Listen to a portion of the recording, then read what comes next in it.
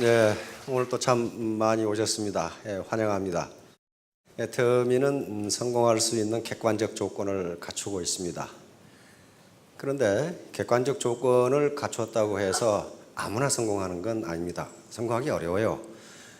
그러나 그 어려운 게 무슨 학력이라든가 경력 그런 걸 가지고 어렵다 싶다, 무슨 미적분을 푸는 식으로 어렵다 싶다가 아닙니다.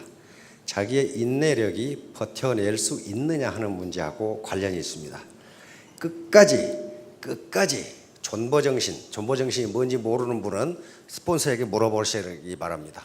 존버정신을 가지고 버티면 성공하실 수가 있습니다. 멀뚱멀뚱한 아가씨는 잘 모르는 모양인데 제가 설명을 간단히 해드리면, 우리 이 세민 스님이라는 분이 계십니다. 아시죠? 나는 이승만 박사, 초대 대통령이신 이승만 박사 이후에 그렇게 학력이 좋은 분은 내 처음 봤어요. 대전에서 고등학교 나와서 영화가 하고 싶어서 미국으로 대학 유학을 가서 UC 버클리를 아마 나왔을 거예요. UC 버클리만 해도 그거 하나만 나와도 세계적이거든요. 근데 또 프린스턴 나오고 하버드에서 박사학위를 했단 말이에요. 그렇고 지금 보스턴에서 대학 교사하고 있거든요. 근데 직업은 스님. 그분이 포천에 계시는 이회수 선생님을 찾아가셔가지고, 선생님, 요즘 젊은이들이 대학을 졸업해도 일자리가 없고 이 문제를 어떻게 해결해야 되겠습니까? 어떤 정신을 가지고 이겨내면 좋겠습니까? 근데 이회수 선생님이 생각도 안 해보고 존버정신으로 이겨야 됩니다, 이랬단 말이에요. 그러니까 이 혜민 스님은 철학자인데, 자기가 철학에서 들어보지도 못한 정신이 있거든. 그래서 그런 정신이 무슨 정신입니까? 그러니까 존나게 버티는 정신입니다. 그러니까 존버정신을 가지고 버티면은 언젠가 성공할 수 있어요. 그런데 애터미 사업을 통해서 경제적 빈곤에서 자유로워지는 것, 자유를 얻는 것은요 그렇게 쉬운 일이 아닙니다. 우리가 일제강점기에 거기에서 벗어나서 자유를 얻기 위해서 우리 독립사들이 얼마나 많은 피와 목숨을 바쳤습니까? 그렇게 되는 거예요. 지금 우리 영화계를 강타하고 있는 영화가 있죠. 뭐죠? 명량. 이순신 장군의 명량 대첩을 이야기합니다. 제가 보니까 이 명량에 대해서 한 2년 전에 강의를 했더라고요. 2012년 10월인가 12월인가 강의를 했더라고. 그런데 그 전투가 엄청나게 중요한 게,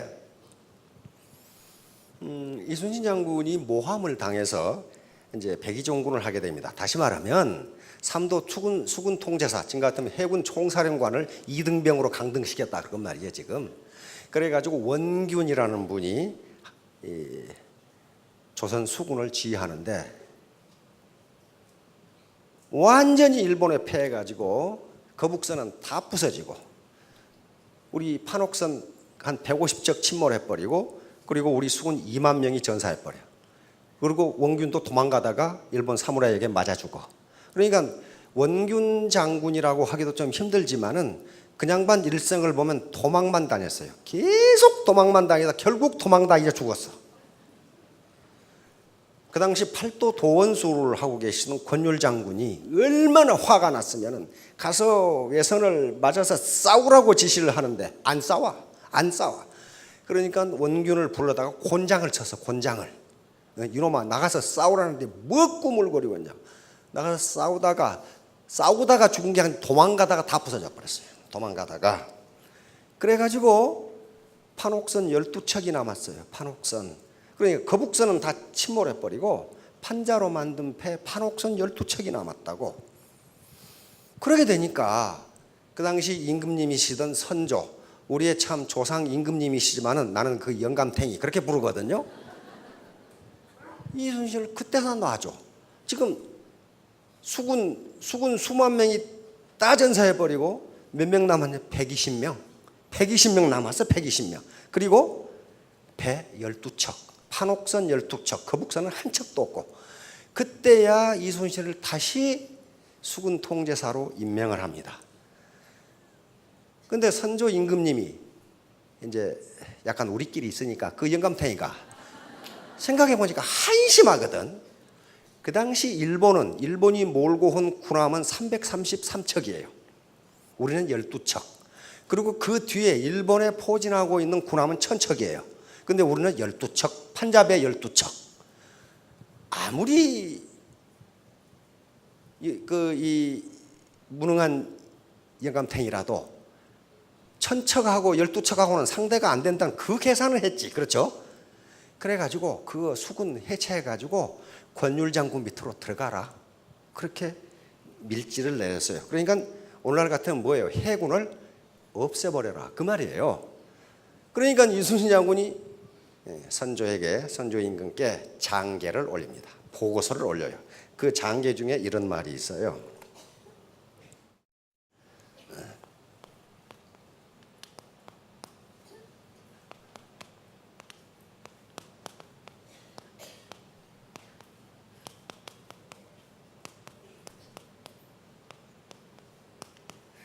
금신 전선 상유시비. 지금 신에게는 아직도 12척의 배가 있사옵니다. 그런 말이에요.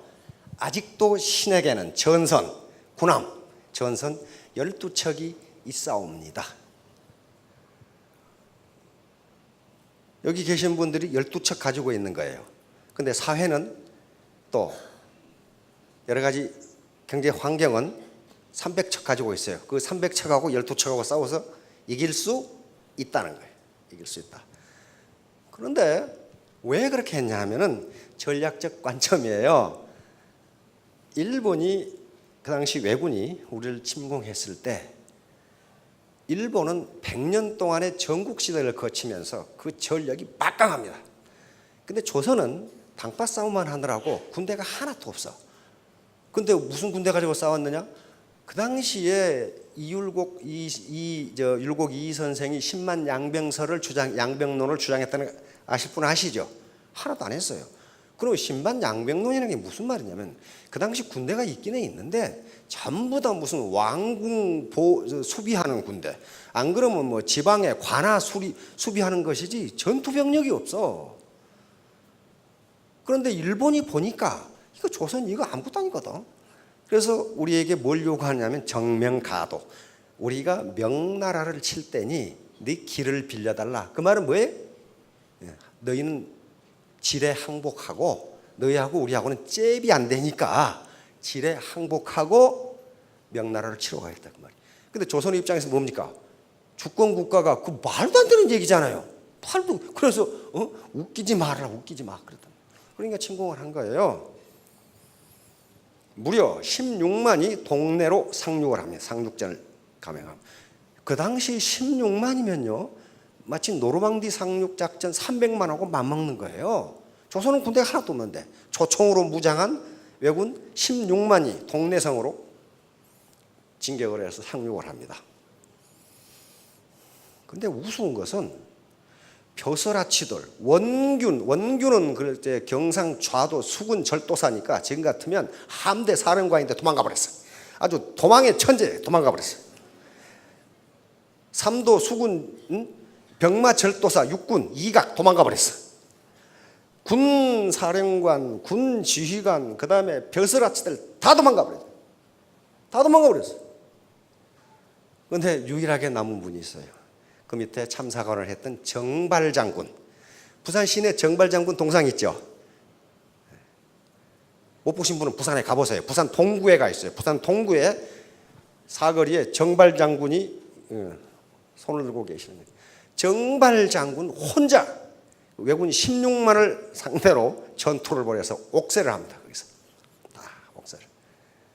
그 당시 그림에 보면은 아녀자들도 지붕에 올라가서 기왓장을 내립니다. 왜? 애군하고 싸우려고. 이건 조총을 가지고.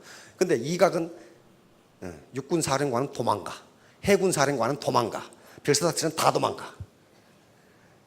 마찬가지 동네가 함락되고 부산진 전투가 시작되는데 거기서 다 도망가 버리고 송상은, 부사인 송상은 장군만 남아서 거기서 역시 민관 3,000명이 전사를 합니다. 그런데 일본이 계산을 못한 게 뭐냐 하면은 왜군이 그 당시에 조선의 문화를 몰랐어. 일본은 상대방의 사령관이, 다시 말하면 영주나 사무라이가 죽으면 그 밑에 백성은 이긴 놈한테 붙어서 충성을 다해. 그러니까 조선에서도 군사령관이 도망가 버리고 그 다음에 벼슬아치가 도망가 버렸으면 백성이 자동적으로 자기들한테 복종을 해야 되는데 맨날 당하고만 살던 백성이 죽어라고 한거를 해. 그래서 이상한 놈들이라고요. 이상한 놈들이라고요. 그걸 계산을 못한 거예요.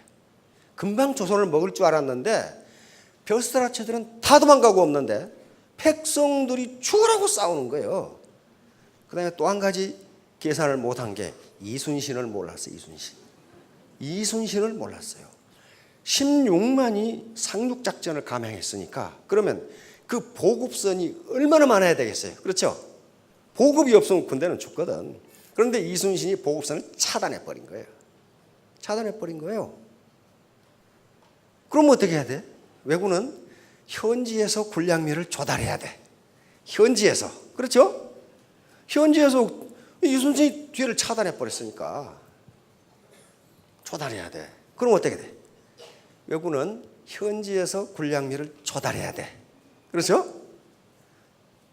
어디 우리 사장님 같으면 그러면 어디를 점령해야 되겠어? 애군 가등청정 제1군 사령관이라고 내가 갓도 기요마사다 하고 어디를 점령하라? 어디를 점령해야 되겠어요? 갓도 기요마사 사령관. 경제적 자유를 얻으려고 하니까 모든 걸 점령을 해야 돼 지금. 그렇잖아요. 에? 어디를 점령해야 돼? 에? 에? 그래 거기 어디예요? 예, 호남을 점령해야 돼. 호남을 점령해야 돼. 이순신 장군이 대감에게 보낸 편지 중에 그 말이 있습니다. 양무 호남 시무국가. 호남이 없으면 국가도 없다. 그거예요. 호남을 점령하려면 왜군은 어떻게 해야 돼요? 진주성을 쳐야 돼. 그렇죠? 진주성을 쳐서 남원으로 해서 호남을 점령할 수 있어. 그래서 진주성에서 전투가 벌어진 거예요. 다 도망가고 의병들이 싸웠습니다. 김시민 장군이 지휘하는 의병. 에? 불과 한 2, 3천 명 가지고 수만 명을 격파해버린 게 바로 임진왜란 3대첩의 하나인 진주대첩이에요. 진주대첩에서 싸운 의병들은 주로 어디 사람들이냐 하면은 호남 사람들이에요.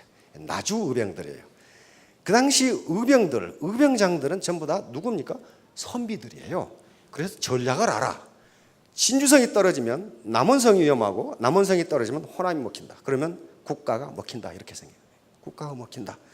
그래서 전부 그 기생 누굽니까? 논개는 어디 사람이에요? 전라북도 사람이죠. 남원 사람이에요. 그쪽 사람이에요. 왜? 자기 이 남편이 부산가 그랬죠. 군수인가. 그러니까 따라서 이쪽으로 진주로 온 거예요. 그래서 진주성에서 전부 옥세를 합니다.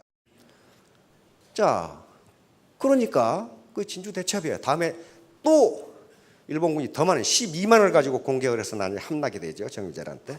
그리고 남원성이 함락이 돼요. 남원성에 가보면 만인 의총이 있죠. 그래서 남원 그 은민들이 그다음에 군민들이 옥세를 하면서 막아냅니다. 하여간에 그래 놓고 이순신이 가보니까 12척밖에 없어. 다 때려 부서지고 12척밖에 없어. 그런데 거기서 막지 않으면 왜군의 전략은 뭐냐면요. 조선 왕조에서 전략은 육지에 길을 만들지 않는 전략이야. 그리고 강에 다리를 놓지 말라예요. 바로 그런 전란에 대비해서 한양으로 접근하기가 어렵도록 길을 만들지 않았어요. 그러니까 왜군이 가만히 보니까 한양을 점령하는 가장 중요한 방법은 서해로 돌아서 한강으로 해서 한양을 점령해 버리면 돼. 굉장히 쉬워. 그렇죠? 그러려면 반드시 남해 바다를 통과해야 되는데 여기에 이순신이라는 사람이 있단 말이에요. 지금 그런데 잡혀 들어가 버렸어. 그래가지고 다 때려부숴서 12척 남았어. 다시 선조라는, 좀 말하기는 그렇지만 영감탱이가 이제 보냈어요. 그래서 야, 내가 봐도 한심하니까 판잡의 12척 가지고 어떻게 333척을 대항하느냐. 그러니 차라리 수군을 없애버리고 권율 장군 밑으로 들어가라. 그래서 이 장계를 올린 거예요. 신에게는 아직도 전선 12척이 있사옵니다. 비장하지요. 비장하지요. 그래서 바로 명량해전이 있기 전에 거기서 왜군을 막지 않으면, 이게 뚫리면은 서해바다로 해서 한강으로 들어가 버리면 서울이 금방 함락이 돼 버려요. 그러면 나라가 망해버려. 그러니까 여기서 막아야 돼요. 막아야 돼. 막아야 돼. 어떻게 해서든지 막아야 돼. 그래서 그 전날, 내일 명량 대첩이 있다면은 그 전날 장병 120명에게 한 훈시가 난중일기에 기록되어 있어요. 난중일기에 이순 장군이 그렇게 내가 이렇게 훈시를 했다고 기록을 해놨어요. 거기에 무슨 말이 나오냐 하면 난중일기에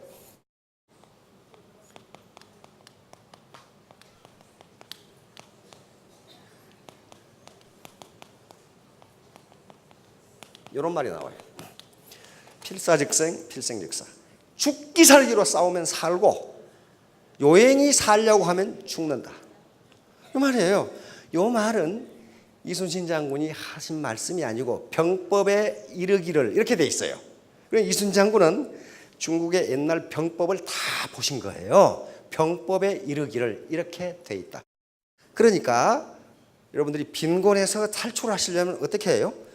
필사즉생. 죽을 각오를 사고 싸우지 않으면요, 그 빈곤이라는 놈이 워낙 강적이어 가지고 잘 항복을 안 해요. 그렇게 싸워야 돼. 근데 지금까지 죽기 살기로 애터미 사업을 해가지고 내 죽은 사람을 한 사람도 못 봤어. 안 죽어. 안 죽는다고. 그게 안 죽어요.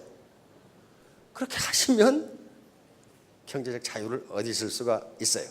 자, 신뢰 자본인데 계속 지금 자본 강의를 하고 있는데, 왜냐하면은 계속 지금 제가 앞으로 계속적으로 자본 강의를 할 텐데요. 피케티라는 사람이 있다고 그랬죠. 토마 피케티라고 하는 볼란서 파리 경제대학의 젊은 교수입니다. 토마 피케티라고 하는 이 양반이 쓴 책이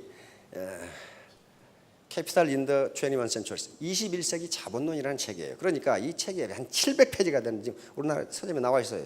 영어로 된 건데 원래 불어로 된 걸 영어로 번역해서 우리나라에서 저 한글로 번역하고 있다고 그러는데 금년 가을에나 나온다고 그러면 책이 워낙 크니까. 그런데 그 책이 미국에서 출판되자마자 센세이션을 일으키면서 수십만 부가 팔려나가 버려요.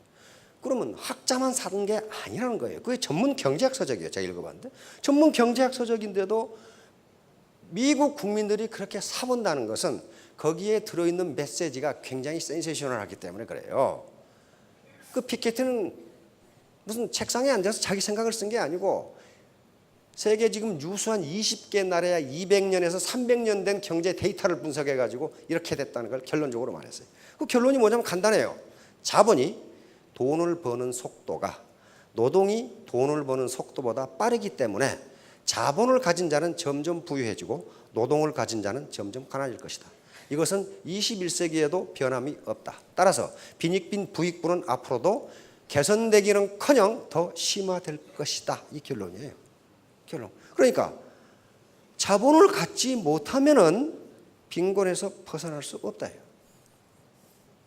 그래서 여러 가지 거기 정책을 제시하고 있는데 그놈의 정책이 언제 시행될지는 알 수가 없어요. 언젠가는 되겠지요.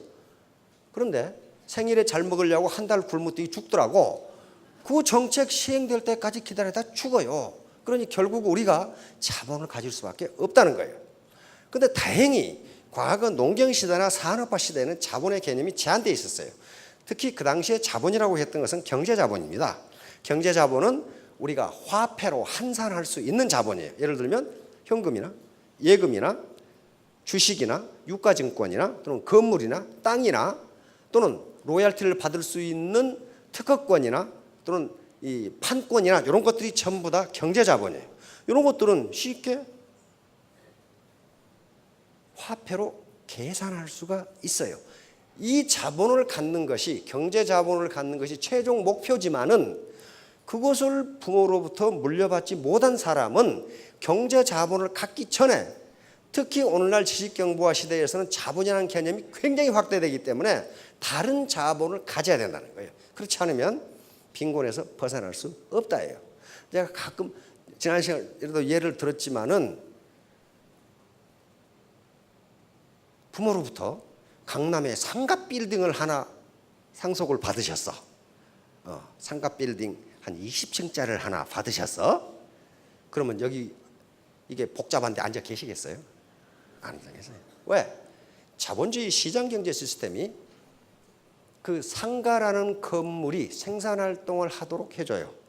그렇죠? 그래서 그 자본이 생산활동을 해주기 때문에 여기 안 오셔도 주머니에 매달 돈이 들어와. 그렇죠? 제가 아는 지인에게 물어봤어. 강남에 있는 빌딩에 몇 층을 가지고 있대. 몇 층인지는 안 가르쳐 줄 거예요. 지금 많이 가르쳐 주면 또 거기 가서 또 물어보면 안 되니까. 그래서 야, 그 한 층 임대하면 한 달에 임대료 얼마 받아? 그랬더니 9천만 원. 엊그제도 인터넷 찾아보니까 그게 나오더라고. 그러면 20층이면 얼마인지 계산하지 마세요. 신경질 나니까 계산하지 마시라고. 그게 자본이에요. 그러니까 자본을 가진 자는 점점 부유해지고 자본을 갖지 못하고 노동만 가진 자는 그 모양 그 꼴일 것이다. 그런데 20세기에도 그 갭은 점점 벌어질 것이다. 다시 말하면 노동만 가진 사람이 굶어 죽는다 그 말 아니에요. 그 말 아니고 부의 증가 속도가 비교가 되지 않는다 그런 말이에요. 지금 과거에 부자 3대 못 간다 그랬죠. 그것은 거짓말. 지금 옛날에는 맞아요.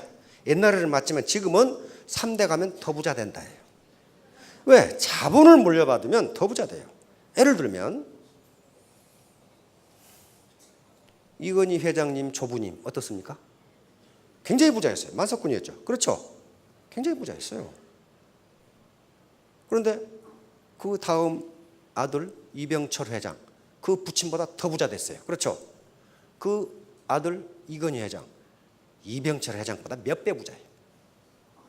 3대 가면 망하는 게 아니고 자본을 물려받으면 더 부가 늘어나요. 다시 말하면 노동만 가진 사람이 부를 축적하는 속도보다 자본을 가진 사람이 부가 늘어나는 속도가 더 빠르다 그런 말이에요. 빠르다. 그러니 빈부격차는 점점 벌어질 수밖에 없다 하는 게 이 피케티의 이 책의 주장이에요. 그러니까 이 난리 법석을 치고 팔리는 거예요.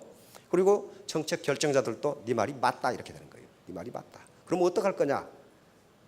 이런 말이. 그러면 분명히 어떤 자본주의 역사는 계속 바뀌어 오기 때문에 바뀔 텐데 자본주의 흐름이 바뀔 텐데 언제 그걸 기다리냐 한 말이에요. 그거 기다리다가 목 빠져 죽는다 그런 말이에요. 그리고 그러려면 국가 재정이 튼튼해야 되는데 만약에 국가가 50세부터 500만 원씩 연금을 준다. 그럼 어떡하겠어요? 그러면 그 연금이라는 것은 자본입니다. 왜? 자기가 젊었을 때 축적한 거야. 그렇죠? 그리고 국가가 일부를 보조하는 게 연금이에요. 그러니까 50세부터 1년에 500만 원의 연금을 준다. 그러면 그 자본이 있기 때문에 나는 내 생활을 즐길 수가 있어요. 그런데 어느 나라도 그렇게 할 수가 없어 지금. 특히 우리나라의 재정이라는 게 키 큰 놈 짧은 이불 덮는 거하고 똑같아서 발을 덮으면 가슴이 나오고 가슴을 덮으면 발이 나오고 지금 그 모양이기 때문에 자기가 이불을 만들 수밖에 없어요. 그 이불이 뭐예요? 자본이에요. 이불이라는 건 자본입니다. 자본이에요. 그래서 다행히 지식정보화 시대가 되면서 자본의 개념이 굉장히 확대됐고 학자들도 경제 자본보다 이 자본이 더 중요하다고 이야기를 합니다. 그러면 그것은 돈을 들여서 되는 것이 아니고 내가 어떻게 할 거냐? 내가 그렇다면 이것은 부모 탓할 것도 아니고 자기 탓을 할 수밖에 없다는 거예요. 여기에 신뢰라는 문제가 나옵니다. 트러스트. 신뢰를 자본이라고 부릅니다. 왜 그러냐면은 자본은 생산성을 가져오거든요. 그러면 믿을 수 있는 사람과 믿을 수 없는 사람 누가 생산성이 높아요? 믿을 수 있는 사람이 훨씬 높아요. 은행에서 대출을 해줄 때도 그 사람의 신용 정도가 어느 정도에 따라서 이자율이 달라. 그렇잖아요. 그러니까 믿을 수 있는 사람은 생산성이 높다요. 만약에 내가 원청 기업이라고 합시다. 누구에게 하청을 주겠냔 말이야. 믿을 수 있는 사람에게 하청을 줘요. 그렇죠? 그러니까 신뢰라는 것은 다른 물적 자본과 똑같은 자본이다. 그런데 지금 학자들은 물적 자본보다 중요하다. 이렇게 얘기해. 우리 정중 회장님, 이병철 회장님이나 정중 회장님이나 두 분 다 우리 국가의 경제를 발전시킨 거인입니다. 거인들이에요. 정말 이분들이 아니었으면 어떻게 됐을까 하는 생각 좀 끔찍해. 아무나 하는 게 아니거든요. 그런데 많은 경우에 이병철 회장님은 잘 거론이 안 돼. 정중 회장님이 자꾸 거론돼. 그 이유는 이병철 회장님이 훌륭하지 않아서가 아니고 원래 부자였어. 원래 부친이 부자였다고 만석군 부자였어요. 그런데 정중 회장님은 소 2마리 훔쳐가지고 나왔잖아요. 그것밖에 없어. 그리고 쌀 자전거 배달꾼 그거 했죠. 쌀 자전거 배달꾼. 그런데 남들은 한 가마 싣고 다닐 때 정중 회장님은 2가마 싣고 다녔잖아요. 그러니까 쌀집 주인이 좋아할 수밖에 없죠. 믿을 수밖에 없어요.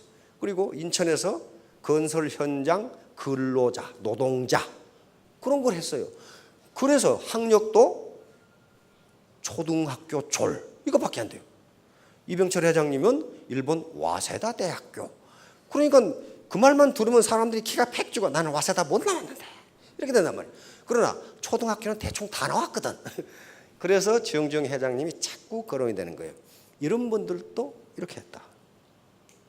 정중 회장님이 경제자본 가지고 성공했어요? 그렇지가 않습니다. 정중 회장님이 가장 중요하게 생각하는 게 신뢰, 신용이 있어요. 신용. 믿을 수 없는 놈은 같이 거래를 하지 않는다. 그러니까 이 말씀을 해놓은 거예요. 사업은 망해도 다시 일어설 수 있지만 인간은 한 번 신용을 잃으면 그것으로 끝장이다. 그 사람하고 거래를 안 하니까. 그러면 신용 또는 신뢰라는 게 뭡니까? 생산성을 발휘한다. 예. 자, 신뢰는 생산성이 있어요. 바로 생산이라고 하는 것은 물적 자본과 노동이 결합할 때 생산이 나옵니다. 2차 대전 이후에요. 미국이 유럽이 전쟁으로 완전히 망가져 버리니까 그 당시 국무장관이었던 조지 마샬 장군이 하버드 대학에서 연설을 합니다. 그래서 그 당시 미국은 계속 일어나는 국가니까 유럽의 서유럽, 유럽 전체입니다. 그 당시 서유럽만 아니고 유럽 전체에 미국이 경제 원조를 해서 다시 한번 달러를 지원해서 가지고 다시 유럽의 경제가 부흥하도록 해주자. 이걸 무슨 플랜이라고 하죠? 네, 마셜 플랜. 이거 아는 사람은 성공하기 힘들어. 이게 몰라야 돼, 이런 것을. 몰라야 돼. 이론만 잔뜩 들어있으면은 이게 마셜 플랜이에요. 마셜 플랜. 마셜 장군이, 마셜 원수가 국무장관으로 있을 때 한 연설, 하버드 연설에서 나온 유럽 부흥 계획이에요. 유럽은. ERP라고 합니다. 유로피안 리커버리 프로그램을 마셜 플랜. 그래서 서유럽에 완전히 부서져 버린 유럽에 경제 원조를 해주니까 유럽 경제가 전쟁 전으로 일어나 버려.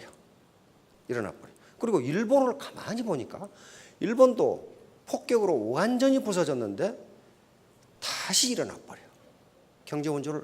일본은 경제 원조를 많이 받지는 못했습니다. 그러나 자체의 산업혁명을 완성한 나라이기 때문에 자체 자본이 있었어요. 그걸 보고 경제학자들과 유엔 기구에서는 옳다. 아프리카, 중남미, 동남아시아 후진국에도 국제기구나 선진국들이 경제 원조를 해주면 인류는 금방 빈곤으로부터 탈출할 수 있다. 이렇게 생각했어요. 경제학자들도 그렇게 믿었어. 그게 이제 경제발전이라고 하는 문제인데요. 이 경제발전은 경제 발전은 선진국이나 국제 기구가 원조만 해주면 금방 일어날 수 있다. 그러면 경제 발전이 되면은 뒤따라서 사회 발전이 이루어질 것이다. 이렇게 생각했어요. 사회 발전이 이루어질 것이다. 그런데 웬걸? 밑 빠진 독에 물 붓기야. 밑 빠진 독에 물 붓기. 아프리카, 동남아시아, 중남에 그렇게 많은 원조를 해줘도 경제가 안 살아나. 가장 성공적인 나라가 어느 나라예요? 대한민국이에요. 우리가 미국으로부터 경제 군사 원조를 엄청나게 받았습니다. 저쪽에 유럽의 마샬 플랜 다음으로 많이 받은 나라가 대한민국이에요. 그런데 대한민국은 일어나 버렸어요. 유일하게 성공한 나라가 대한민국. 대만도 많이 해줬어요. 대만도 일어나 버렸어요. 대만, 홍콩, 싱가포르 자체적으로 일어나 버렸어요. 그런데 다른 동남아시아, 그 다음에 아프리카, 중남미는 그렇게 많은 원조를 해줘도 다람쥐 쳇바퀴 돌기야. 그게 그거야. 그게 어디가 나오냐 하면 하버드 대학에서 도대체 경제 발전의 요인이 무엇인가라는 세미나를 세계 석학들이 모여서 2주간 한 게 있어요. 근데 그게 책으로 나와 있어요. 우리 시중에도 번역되어 있는데 지금도 있는가 몰라. 문화가 중요하다. 칼초 메터스라는 책이 있어요. 문화가 중요하다. 그런데 그 서문을 누가 썼냐면은 세계적인 석학인 헌팅턴 박사가 그 서문을 썼어요. 근데 그 하버드 대학에서 세계 석학들이 모여서 한 세미나에 한국의 학자는 한 명도 가본 적이 없어. 안 가서 자기들끼리 했어. 근데 그 서문에 딱 뭐라고 나오냐 하면은 한국과 가나는 이렇게 딱 나와. 한국이 맨 먼저 튀어나와. 코리아가. 서문에 헌팅턴 박사는 내가 1960년대 초에 한국과 아프리카 가나 있죠. 가나다라 가나. 그 축구는 제법 잘하잖아요. 가나를 비교해 봤는데 산업 구조라든가 국민 소득 면에서 유사했다. 그런데 1990년대 중반에 한국은 10대 경제 강국이 되었는데 가나는 지금도 그 모양 그 꼴이다. 그대로 가만히 있다. 또 그 모양 그 꼴이라 그러면 또 가나 사람들이 흥분하겠죠. 그러니까 한국은 10대 강국이 되었는데 가나는 변화가 없다. 그러면 이 차이를 어떻게 설명할 것인가? 그렇게 탁 나와. 이 차이를 어떻게 설명할 것인가? 그래 놓고 그것은 문화의 차이라고 볼 수밖에 없다. 그렇게 해놔요. 근데 그때 우리가 가나보다 못 살았어요. 우리가 100불일 때 가나가 160불이었어. 160불. 근데 지금은 우리가 지금 PPP 환율로 한 3만 5천 불 되는데 가나는 지금 한 3천, 우리 10분의 1도 안 돼요. 그렇다면 우리가 자원이 있습니까? 뭐가 있습니까? 한국인이 그렇게 했다는 거예요. 그렇죠? 한국인이. 바로 그것이 문화란 말이에요. 신뢰. 그래서 이렇게 경제 발전을 위해서 자원을 퍼부어도 안 되느냐? 결국은 순서가 틀렸다는 거예요. 경제 발전이 되면 사회 발전이 되는 게 아니고 사회 발전이 돼야 경제 발전이 된다. 다시 말하면 이 차이가 뭐냐면요. 어떻게 땅 투기를 해가지고 돈을 벌었어. 그게 뭐예요? 경제 발전이에요. 네? 경제 발전. 주머니가 두둑해졌죠? 땅 투기를 했던 하여간 내가 농사짓던 땅이 도시로 편입됐던 간에 용도 변경이 됐건 간에 경제 발전이 됐어요. 주머니가 든든해졌어. 그래서 벤츠를 하나 샀어. 그게 경제 발전이에요. 그런데 이놈이 교통규칙은 안 지켜. 그게 사회 발전이에요. 벤츠를 탔으면 벤츠를 타는 것만큼의 민도가 올라가야 되는데 아무데나 주차해놓고 전봇대 오줌 싸고 그게 사회 발전이란 말이에요. 즉 소프트웨어. 사회적 준법, 질서를 지키느냐, 세금을 법에 따라 내느냐, 그 다음에 저 사람을 믿을 수 있느냐, 그런 게 사회 발전이란 말이에요. 사회 발전이 안 되면요, 그 중에 그래서 그 발전된 사회 자체를 뭐라면 자본이라고 그래요. 자본. 미국이 아르헨티나하고 비교해서 다 아르헨티나, 미국, 중남미 할 건데 멕시코가 전부 다 무슨 국가입니까? 이민국가예요. 이민국가. 이민국가인데 왜 미국만 강대국이 되느냐? 거기에 사회 자본, 소셜 캐피탈이라는 말이 나와요. 다시 말하면 서로 신뢰할 수 있다. 신뢰. 서로 사회가 믿을 수 있다. 그래서 신뢰는 가장 중요한 사회 자본이다. 이렇게 딱 얘기하는 거예요. 우리 상도 보셨죠? 최인호 작가가 쓰신 정조에서 순조 때까지 거상 임상옥의 일대기를 다룬 게 상도라는 책입니다. 여기에 실제로 임상옥은 실제 하는 인물입니다. 장사란 이익을 남기는 것보다 사람을 남기는 것이다. 사람이야말로 장사를 얻을 수 있는 최고 이윤이며 따라서 신용이야말로 장사를 얻을 수 있는 최적의 자산인 것이다. 작은 장사는 이윤을 남기기 위해서 하지만 큰 장사는 결국 사람을 남기기 위해서 한다. 애터미를 여러분들이 사소한 비즈니스로 보는데요. 천만의 말씀이 빅 비즈니스예요. 한 달에 5천만 원을 벌 수 있는 비즈니스가 스몰 비즈니스입니까? 빅 비즈니스입니까? 이건 빅 비즈니스예요. 빅 비즈니스는요. 스폰서와 파트너 그리고 고객 간에 신뢰관계가 없으면 절대로 되지 않습니다. 저 사람 믿을 수가 없는데 왜 저 사람 밑에서 내가 일을 해? 저 사람 믿을 수가 없는데 왜 저 사람한테 내가 물건을 사? 이렇게 된단 말이야. 상즉인. 장사는 곧 사람이다. 장사는 곧 신용이다. 재상평여수 인중식사형. 재물 중에서 가장 중요한 건 최상은 물처럼 판만한 것이다. 다시 말하면 스폰서와 파트너가 동반성장하는 것이다.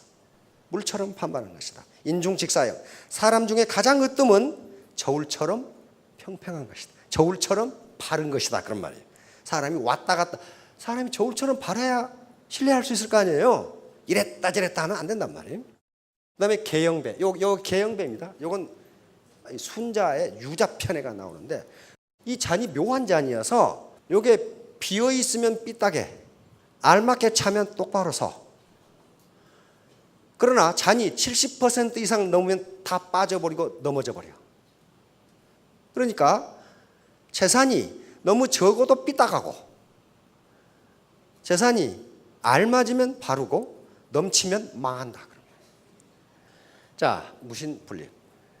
자공분정, 자활, 족식, 족병, 민신. 야, 아주 기가 막힌. 공자가 뭐라고 했어요? 족식. 백성이 배부르게 먹고 사는 게 첫 번째고. 이 순서는 중요 순서입니다. 백성이 배부르게 먹고 사는 게 경제적으로 어려움이 없는 게 정치의 첫 번째고, 두 번째는 족평, 군대가 강해야 되고. 왜 군대가 강해야 된다고 공자는 생각했느냐? 맨날 전쟁만 하니까 전쟁을 하면 죽어나는 게 누구예요? 백성이에요. 그러니까 군대가 강해야 전쟁을 하지 않는다는 거예요. 그러니까 백성을 생각하는 거예요. 그 다음에 민신지. 백성들이 믿을 수 있어야 된다. 누구를? 백성이 조정을 믿고 조정이 백성을 믿고 백성 상호 간에 믿을 수 있어야 된다. 이렇게 이야기한 거예요. 그러니까 요 자공은 수제자입니다. 수제자니까 또 물은 거예요. 그러면 선생님, 이 셋 중에 부득이 하나를 없앤다면 뭘 없앨까요? 두 개만 선택한다면, 그러니까 두 번째 족평, 군대를 없애라. 하여간 어떤 수가 있어라도 백성은 먹여 살려야 된다. 국가가. 동의하십니까? 어떤 일이 있어라도. 그러니까 여기 가장들, 가장이시죠. 어떤 일이 있더라도 내 처자식은 먹여 살리겠다. 이게 가장의 각오해야 돼. 우리 마누라가 거기서 돈 좀 안 벌어오나? 그건 뒤지게 두드러 맞아야 돼. 안 된단 말이야. 자공이 또 물어. 그러면 둘 중에 하나를 없앤다면 뭘 없앨까요? 그러니까 공자가 기발한 대답을 합니다. 식량을 없애라. 먹는 것을 없애라. 그러면 설명을 합니다. 왜 그러느냐? 식량이나 군대가 중요하지 않아서가 아니고, 민신, 요게 서로 믿지 못하면 식량도 안 되고 군대도 안 된다. 서로 믿지 못하는 게 뭐예요? 벼슬아치들이 죽으라고 뜯어먹어. 아주 뜯어먹어 그냥. 지금 명량 나오기 전에 극장가를 휩쓴 게 군도라는 영화가 있죠. 아마 군도도 조선 철종 때 그 당시에 조선 후기인데요. 그 당시에 도둑놈이 산적이 안 된다는 건 그놈이 미친 놈이에요. 얼마나 뜯어먹든지 산적이 안 되면 살 수가 없어요. 그래서 군도라는 영화가 나오는 거예요. 다 일어나 국민이. 밀란이 온갖 데서 일어나. 그런 상황에서 안 망하겠느냐. 안 망하면 그건 이상해요. 그렇죠? 안 망하면. 왜? 백성이 조정을 믿지를 못해. 그래서 공자가 이 말씀을 한 거예요. 백성이 조정을 믿지 못하고, 조정이 백성을 믿지 못하고, 백성과 백성이 서로 믿지 못하면 그 경제들 제대로 되며 군대들 제대로 되겠느냐 그 말이에요. 그러니까 신뢰라는 게 가장 중요하다. 이렇게 지금 옛날부터 얘기한 거. 이제 2500년 전의 얘기입니다.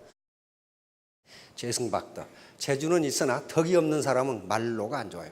우리 정권 말기에 꼭 나타나죠. 누구처럼 감옥에 가서 70이 넘어가지고 죽을 쉬고 앉아있어. 국가밥 자시면서 고관대작을 다 했어. 근데 누구 때문에? 운전수가 찔렀거든. 운전수가 찔렀어. 왜?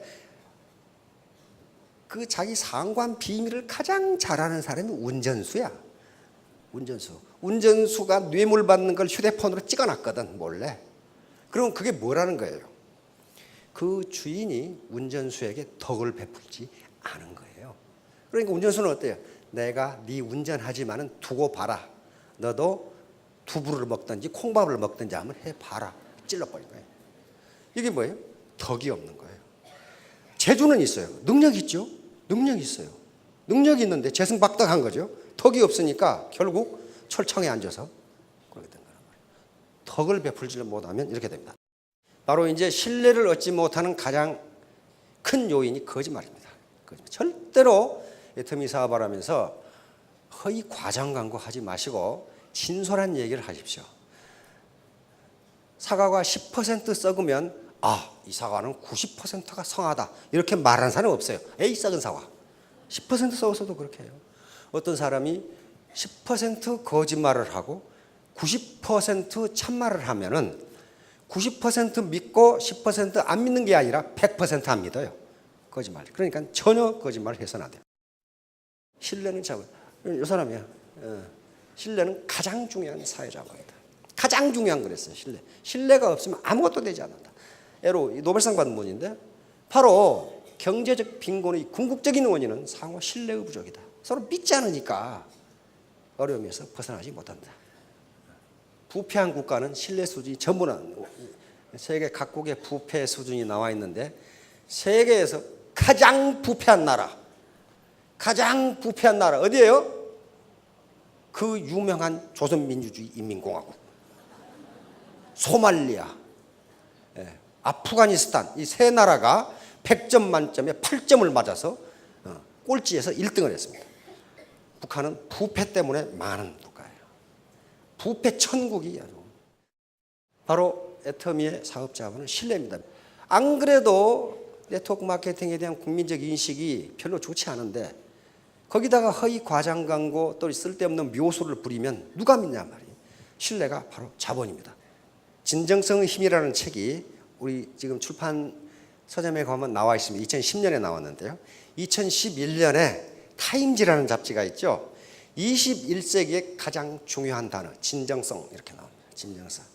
그리고 서울대학에서 바로 소비자 이 트렌드를 분석하는 한국민을 대상으로 설문조사를 했는데 가장 중요한 단어 진정성 이렇게 나왔어요. 그래서 LG에서도 진정성을 이제 마케팅 키워드로 삼았고 삼성 제1기획에서 금년도 마케팅 키워드를 진정성으로 삼았습니다. 다시 말하면 화려한 광고만 가지고 안 된다는 거예요. 왜? SNS라는 것이 있어서 광고에서는 이렇게 얘기했는데 실제가 아니면 SNS를 통해서 야야 그거 믿지 마 그거 엉터리야 이렇게 하면 퍼져나가요. 그러니까 지금은 소비자들이 광고의 단순한 수요자가 아니고 광고 다시 말하면 정보의 공급자가 돼버린 거예요. 실제로 그걸 평가해서 날려버린단 말이에요. 어떤 회사가 그런 회사가 최근에 하나 있죠.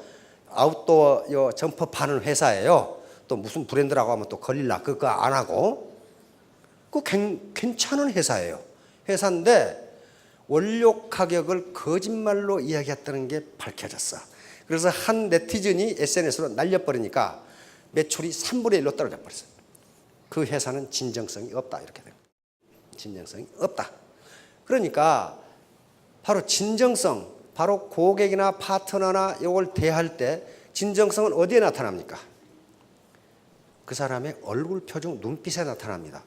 요 놈이 나를 이용해서 지 돈 벌려고 그러나 정말로 서로 좋다는 건가? 나를 성공시키려고 그러라는 것은 눈빛에 나타나요. 오감이 아니고 육감으로 느껴요. 육감으로. 육감, 더 식스 센스, 여섯 번째 감각이란 말이에요. 어떤 사람을 보면 되게 기분 나쁜 사람 있죠. 준 것 없이 미운 놈이 있어. 그 뭔가 좀 메시지가 좀 속에 엉큼한 게 들어있는 거예요. 어떤 사람은 받은 것 없이 이쁜 사람이 있어. 그렇죠? 그게 진정성이에요. 진정성이 전달되는 거예요. 진정성이. 제가 육군 소령 때 새마을 본부에 잡혀간 적이 있습니다.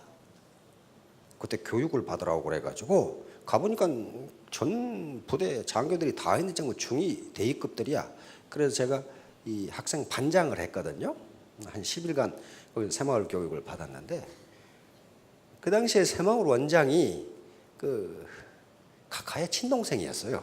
마당발 있죠. 유구도로 이만큼 해가지고 맨날 축구만 하고 돌아다니고.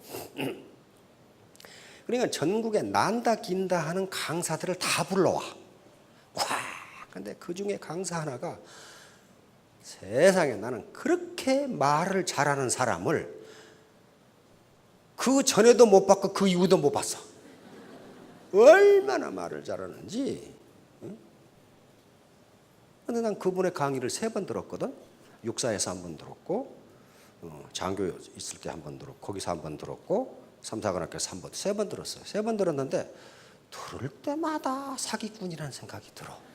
말을 사람을 울렸다, 웃겼다, 들었다, 놨다 그냥 그렇게 해. 하는데 다 듣고 나면은 사기꾼 새끼 이렇게 된단 말이에요. 근데 내가 학생장이나요? 학생장이니까 장교들한테 그 강의 소감을 받아야 될 거 아니에요. 그 강의 소감을 싹 물어보니까 결론이 뭐냐 하면 사기꾼. 말을 그렇게 잘하는데 뭐가 없어요? 그 사람은 진정성이 없어. 다시 말하면 자기가 새마을 운동을 해본 것도 아니고 계속 지금까지 양지에서만 살았기 때문에 음지에 사는 사람들의 이해를 못해. 화려한 미사역으로 강의는 잘하는데 이심전심으로 그 사람의 진정성이 전달이 안 돼요. 그러니까 장교들이 결론이 그렇게 좋은 강의를 듣고서 결론 사기꾼 이렇게 딱 나온다. 근데 그 다음에 올라온 분들이 진짜 새마을 운동을 한 분들이에요. 시커먼 아줌마 아저씨들이 그래도 차려입고 온 게 잠바 입고 운동화 신고 지금까지 고무신 신다가 장화 신다가 그렇게 봐서 가방끈도 잡고 그러니까 말도 어눌하고 단어 선택도 엉망이고 그러는데 실제로 자기들이 그 어려운 환경 속에서 가난을 극복하고 마을을 부자로 만든 사람들이에요.